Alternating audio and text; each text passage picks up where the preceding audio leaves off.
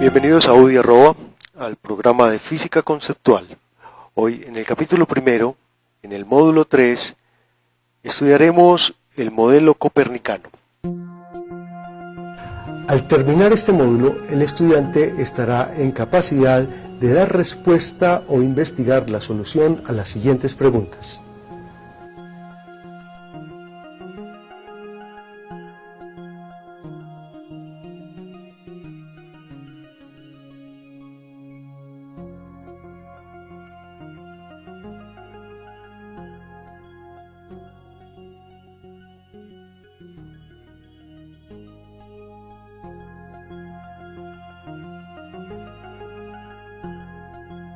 La historia de la astronomía surge cuando, al hacer un registro sistemático del movimiento de los astros y establecer una correlación con los fenómenos naturales, el hombre utilizó el conocimiento para elaborar un calendario que habría de convertirse en el guía y en el rector de la mayor parte de las actividades que tenían una gran importancia social y económica para la supervivencia de la comunidad, tal como la agricultura, los procesos propios de sembrado, de cosecha, o las situaciones en las que se realizaban grandes expediciones, tenían que ver con el estado del clima, y era muy importante poder anticipar dentro de las condiciones climáticas la ocurrencia de estos fenómenos asociados a un calendario y a un movimiento astronómico. Los hechos más notables del movimiento de los astros, en particular del movimiento del Sol en su recorrido por la eclíptica sobre el firmamento, marca 4 puntos o 4 días particularmente significativos a lo largo del año. El día más largo del año, hacia el mes de junio, cuando el Sol alcanza su máxima posición hacia el norte. El día más corto del año, hacia el mes de diciembre, cuando el Sol alcanza su máxima posición hacia el sur. Y entre estos 2 días, los días equinocciales correspondientes al momento en que el día y el Sol, el día y la noche, tienen aproximadamente la misma duración. La apariencia inmediata de que todo giraba alrededor de la Tierra determinó que todos los primeros modelos astronómicos se construyeran a partir de la idea de que los cuerpos celestes giraban alrededor de un centro en el cual se encontraba la Tierra. El axioma de circularidad prescribía el movimiento perfecto y circular para los cuerpos celestes, y ahora aquellos que aparentemente no realizaban un movimiento de este tipo se podían reducir o se podían convertir a este tipo de movimientos gracias al mecanismo de los epiciclos, que fue diseñado por Hiparco como una elaboración de las ideas de Eudoxio de las esferas concéntricas. Sin embargo, los modelos astronómicos construidos de esta manera y los correspondientes calendarios que se debían ajustar a estos modelos astronómicos sufrían un tremendo desfase debido a que las imprecisiones se iban acumulando a lo largo de los años. De tal modo que después de que Ptolomeo estableció el sistema astronómico que iba a tener una larga vigencia hacia el segundo siglo de nuestra era, ya en el siglo XVI el desfase entre los días notables del año y sus correspondientes posiciones en el calendario eran tan supremamente notorios que esto obligó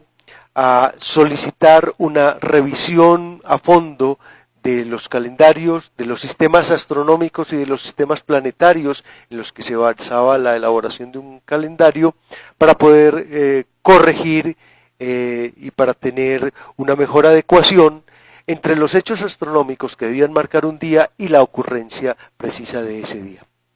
Sin embargo, el modelo de Ptolomeo, basado en el axioma de circularidad y utilizando recurrentemente el artificio de los epiciclos, había terminado por convertirse en algo extraordinariamente complicado y engorroso. Un astrónomo se podía gastar toda su vida simplemente corrigiendo la órbita de un planeta, cambiando la frecuencia, añadiendo o quitando epiciclos. El número de epiciclos se fue complicando, los sistemas de cálculo eran extraordinariamente precarios y reducidos, y entonces los astrónomos se veían abocados a perder gran cantidad de tiempo en cualquier corrección que tuvieran que realizar, y después de realizarla y después de mejorar su modelo, comprobar que después de unos pocos años había de nuevo una gran discrepancia. Entonces, en el ambiente astronómico había una gran demanda y era por un modelo astronómico más sencillo, y empezó a pensarse en algunas alternativas que se vieron favorecidas durante la Edad Media y en el Renacimiento, gracias al renacimiento, digámoslo así, de la filosofía platónica, que fuertemente imbuida del pitagorismo, que miraba al Sol o al fuego central como el posible centro del universo y que permitía la posibilidad de que la Tierra girara alrededor de un centro. Entonces fue calando entre los astrónomos de la época la idea de que un modelo astronómico que podría tener una mejor capacidad predictiva, que sería mucho más sencillo en su elaboración y en sus cálculos, debería ser un modelo astronómico de tipo heliocéntrico, en el que se reemplaza a la Tierra por el Sol como centro del universo. Desde un punto de vista puramente heurístico, simplemente como una discusión hipotética, se empezaron a plantear este tipo de modelos. El primer modelo que se conoció en toda su plenitud y que trató de ofrecer una alternativa al complicadísimo modelo de Ptolomeo, de los epiciclos y de la Tierra central, fue el modelo que elaboró Copérnico. Nicolás Copérnico se había formado como astrónomo en Italia, bajo la tutela del gran astrónomo Novaro, y había sido muy consciente de las corrientes neoplatónicas y pitagóricas que pretendían elaborar modelos astronómicos alternativos en los que la Tierra no era el centro del universo. Sin embargo, Copérnico se retiró a una ciudad, a un pueblo pequeño, a realizar sus trabajos y elaborar sus escritos, a los cuales no daba ninguna publicidad, hasta que un astrónomo protestante llamado Cornelius Rético se interesó por su trabajo, fue a conocer la obra de Copérnico y a su propia persona, y dio todos los pasos necesarios para la publicación de la obra de Copérnico. Cuando la obra estaba siendo impresa en los Países Bajos, que eran los que se especializaban en este tipo de trabajo, la imprenta había sido uno de los grandes aportes de la Edad Media a la cultura y era uno de los grandes motores de desarrollo y difusión cultural del Renacimiento, y había tenido una gran acogida en Bélgica y en Holanda, de donde era la mayor parte de los impresores. Sin embargo, la obra de Copérnico ya antes de salir empezó a causar polémicas cuando Lutero se pronunció en contra de ella, aludiendo a que una interpretación literal de la Biblia nos dice que, según la Biblia, en un célebre pasaje en el que Josué conducía a sus guerreros contra los guerreros enemigos y estaban a punto de ganar la batalla, pero ya prácticamente iba a oscurecer, dice la Biblia que Josué le ordenó al sol que se detuviera para tener suficiente luz y poder terminar con su trabajo guerrero. Lo cierto del caso es que esta y otras interpretaciones llevaron a pensar que la Biblia habría dicho que era el sol el que se movía y no la tierra. Entonces, calificado como un libro de contenido peligroso, inclusive herético, el mismo Cornelio Rético se retiró del lado de Copérnico y la impresión del libro continuó gracias a que Andreas Osiander, el impresor, introdujo un prólogo apócrifo en el cual supuestamente Copérnico afirmaría que lo que se exponía en su obra no era de ninguna manera una pretensión de verdad, sino una propuesta a título puramente hipotético. En estas condiciones vio la luz la obra que habría de revolucionar, y es una palabra que se toma de su título, revolucionar la astronomía y revolucionar la cultura y la visión del universo, las revoluciones de las esferas celestes. Copérnico conoció su obra prácticamente en su lecho de muerte y después de publicada, poco a poco fue siendo conocida. Veamos algunos aspectos en esta gráfica de las características de la obra de Copérnico. En primer lugar, Copérnico sitúa el Sol en el centro del universo y sucesivamente alrededor de él giran Mercurio, Venus, la Tierra, por supuesto alrededor de la Tierra gira la Luna, después giran Marte, Júpiter, Saturno y al fondo las estrellas fijas. Algunas características importantes de este modelo de Copérnico es que conserva el axioma de circularidad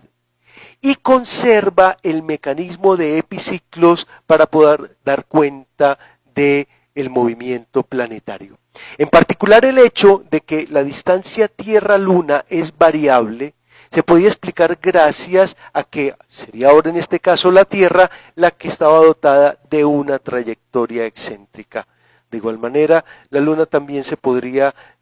desplazar alrededor de la Tierra en una trayectoria epicíclica. Desde el punto de vista puramente cualitativo, el modelo de Copérnico ofrece cualitativamente una explicación más sencilla de algunos hechos notables. Por ejemplo, que los planetas Mercurio y Venus sean planetas interiores. Visto desde la Tierra, siempre Mercurio y Venus estarán a unas distancias angulares máximas del Sol y, tal como nos lo explicaba ya el modelo de Ptolomeo, siempre se ven cerca del Sol, al amanecer o al anochecer. Adicionalmente, los otros planetas, los planetas exteriores, Marte, Júpiter y Saturno, van a provocar o a verse desde la Tierra realizando movimientos retrógrados con un mecanismo que se puede explicar fácilmente habida cuenta de que sus periodos orbitales son diferentes. Teniendo en cuenta que la Tierra recorre más de la mitad de su periodo orbital cuando Marte o Júpiter han recorrido solo una pequeña fracción del suyo, entonces podemos tomar una sucesión de posiciones simultáneas de dos planetas, en este caso la Tierra y Júpiter. Veamos, cada uno de los números identifica posiciones simultáneas y respecto al fondo de estrellas fijas vamos a proyectar la posición de dicho planeta. Vemos que para las posiciones 0, 1, 2, 3, 4, 5 hasta la 8, en que va avanzando el planeta correspondientemente con el avance de la Tierra, se proyectan en las esferas fijas las posiciones 0, 1, 2 y 3, donde aparentemente para la Tierra el planeta está haciendo un movimiento de avance, se detiene, retrocede a 4, 5, nuevamente se detiene y empieza nuevamente a avanzar 6, 7, 8. Entonces vemos que este modelo explica sin necesidad de introducir órbitas en forma de bucle el conocido fenómeno de la retrogradación planetaria. Pero hay que decir también que desde el punto de vista de la complejidad matemática y de la posibilidad de realizar cálculos, el modelo de Copérnico no representó un avance significativo comparado con el modelo de Ptolomeo. Entonces hay que decir que fue fundamentalmente por una razón de tipo cultural, el hecho de que durante la Edad Media y en el Renacimiento la filosofía aristotélica, que hasta entonces era la filosofía oficial por su identificación y su compromiso con la doctrina de la Iglesia, empezó a ser fuertemente criticada en los círculos intelectuales. Esto se manifiesta en la pintura y prácticamente en todas las artes y en todas las actividades que tenían alguna injerencia en el tema intelectual.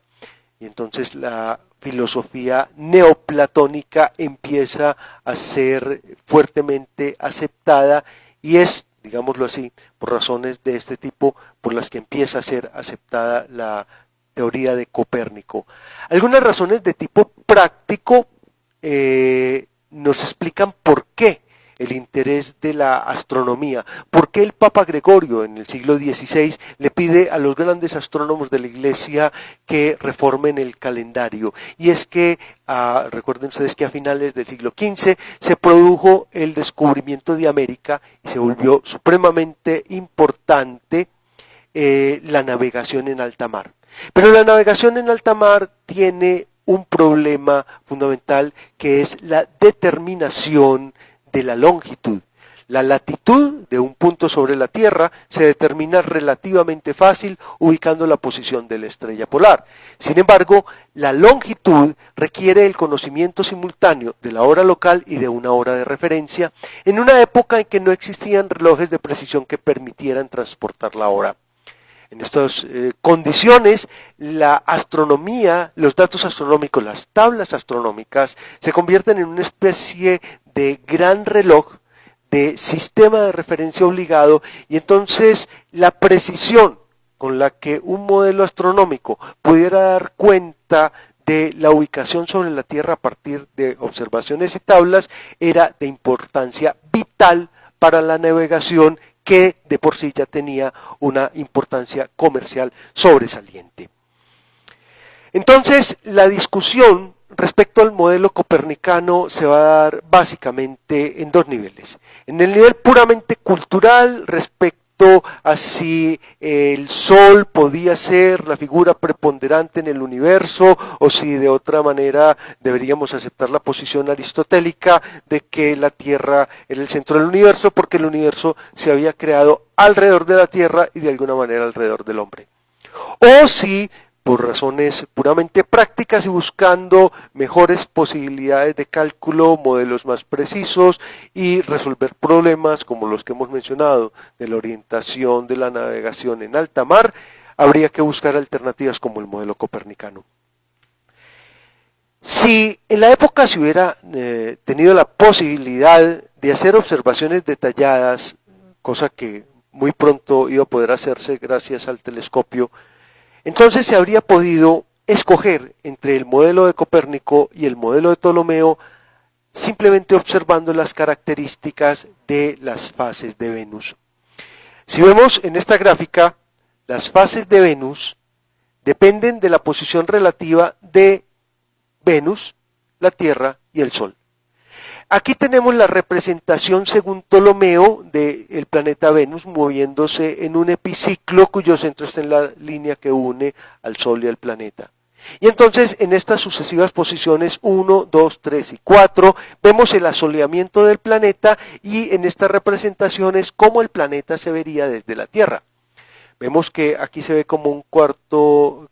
creciente, aquí se ve como un Venus nuevo, en la posición 2, aquí se ve nuevamente como un cuarto creciente, aquí se ve nuevamente como un Venus nuevo. Sin embargo, la representación copernicana nos dice que las fases de Venus corresponden a una situación completamente diferente. En la posición 1 tenemos correspondientemente un Venus que es un cuarto menguante. En la posición 2 tenemos a un Venus nuevo completamente iluminado. En la posición 3 tenemos algo como un cuarto